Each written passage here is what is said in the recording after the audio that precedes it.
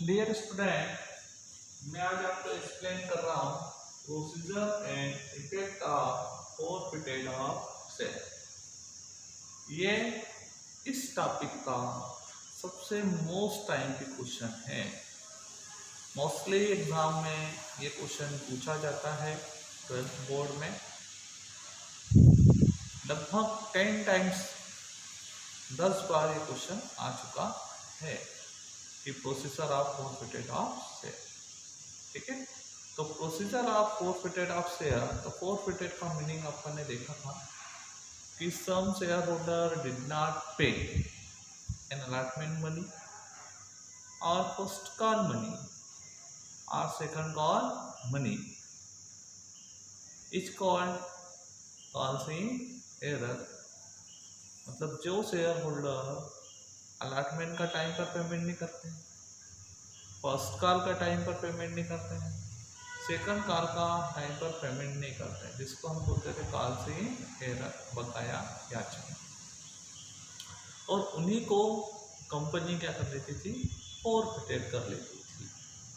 तो उसकी प्रोसीजर क्या है, तो उसकी प्रोसीजर देखें हम लोग। तो फर्स्ट पॉइंट आता है preparation of list of defaulter share holder by company secretary. मतलब सबसे पहले जो कंपनी सेक्रेटरी होता है, कंपनी सेक्रेटरी मतलब कंपनी का सचिव, जो कंपनी का सेक्रेटरी होता है वो उन डिफॉल्टर शेयर होल्डर की क्या बना लेता है, लिस्ट बना लेता है। डिफॉल्टर मतलब जिन्होंने पेमेंट नहीं किया। अब किसका पेमेंट नहीं किया है भाई, कुछ शेयर होल्डर ने अलॉटमेंट का पेमेंट नहीं किया है, किसने क्या किया है, फर्स्ट कॉल का पेमेंट नहीं किया है, और कुछ ने क्या किया है, सेकंड कॉल का पेमेंट नहीं किया। तो जितने शेयर होल्डर ने पेमेंट नहीं किया है वो होते हैं डिफॉल्टर। तो उनकी क्या बना लेता है, एक लिस्ट बना लेता है।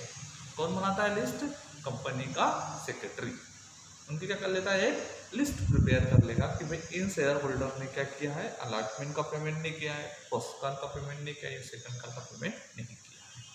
फर्स्ट पॉइंट क्लियर है। Number 2, serving notice to shareholder. मतलब जिन शेयर होल्डर ने पेमेंट नहीं किया है तो उनके लिए टेबल एफ के रूल्स फॉलो होते हैं। क्या फॉलो होते हैं, टेबल एफ के रूल्स फॉलो होते हैं। और टेबल एफ के रूल्स जो होते हैं वो अंडर सेक्शन 28 से लगाकर 24 तक होते हैं।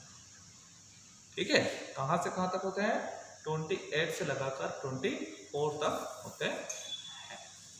ठीक, अब उसमें क्या लिखा जाता है कि उसमें ये शो किया जाता है कि कितनी जो है, कितनी अमाउंट शेयर होल्डर ने पे नहीं की है। मतलब कितनी अमाउंट शेयर होल्डर ने पे नहीं की है और उस पर कितने रुपए इंटरेस्ट चार्ज हुआ है। मतलब जिसने अलॉटमेंट का पेमेंट नहीं किया है वो, प्लस उस पर कितने मंथ का इंटरेस्ट चार्ज हुआ है वो। मतलब यहाँ पर कितनी चीजें हो जाएगी, दो। एक हो जाएगा अमाउंट नॉट पेड, मतलब जो अमाउंट पे नहीं की है वो, और प्लस में क्या जाएगा उसका इंटरेस्ट। दो चीजें आ जाएगी, अमाउंट जो पे नहीं की वो और नंबर 2 इंटरेस्ट। क्लियर है। Number 3, content of notice.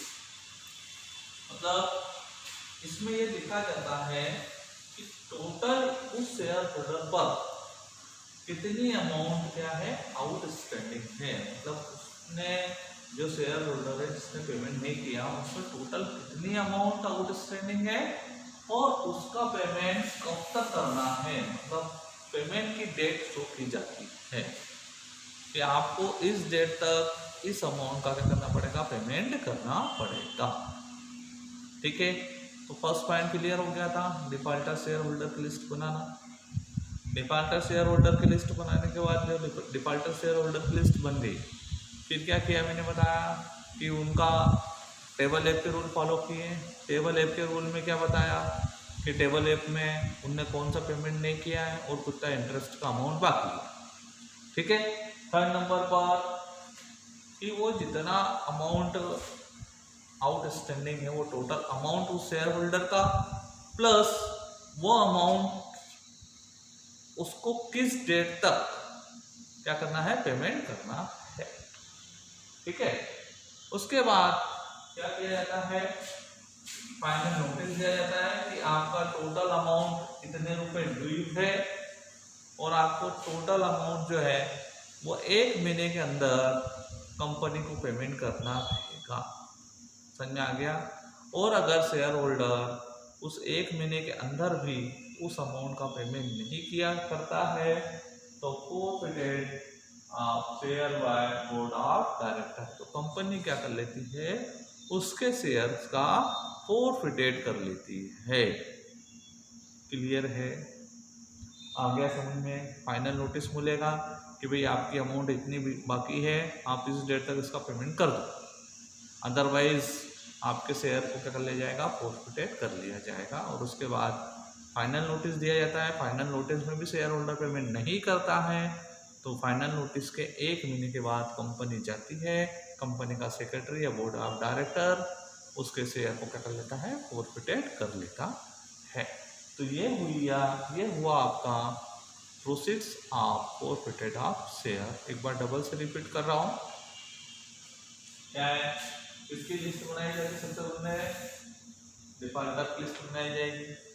ठीक है, फिर उन डिफॉल्टर का अमाउंट लिखा जाएगा, उस पर इंटरेस्ट का अमाउंट लिखा जाएगा यहाँ पर।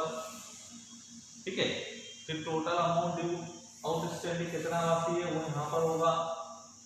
ठीक, उस आउटस्टैंडिंग अमाउंट का फाइनल नोटिस दिया जाएगा कि आप पेमेंट कर दो इस डेट तक, या आपको जो डेट दी थी आपने उस डेट तक पेमेंट नहीं किया है, उसके लिए फाइनल नोटिस दिया जाएगा। और वो भी पेमेंट नहीं करता फिर कंपनी क्या कर लेती है, 1 महीने के अंदर या 1 महीने के बाद उसके शेयर को क्या कर लेगी, फोरफिटेड कर लेगी। क्लियर, अच्छे समझ में आया। तो ये आपकी कौन सा क्वेश्चन है, proceeds of forfeited of share. Thank you.